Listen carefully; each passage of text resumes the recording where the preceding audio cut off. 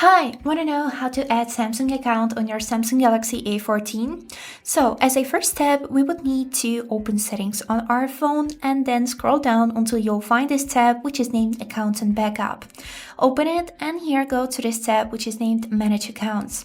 Here we would need to click on this button Add Account and here choose Samsung account. As a next step here we would need to sign in or create a new account. I'll sign with the help of Google and here I'll choose my Google account. Here, as a next step, we would need to check out the following options, which is terms and conditions, special terms, and also turn off offline finding. So I'll choose all of the above and click agree. And as you can see, I have successfully signed into my account.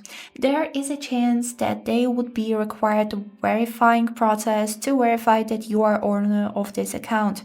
But as you can see, currently I had no verification at all.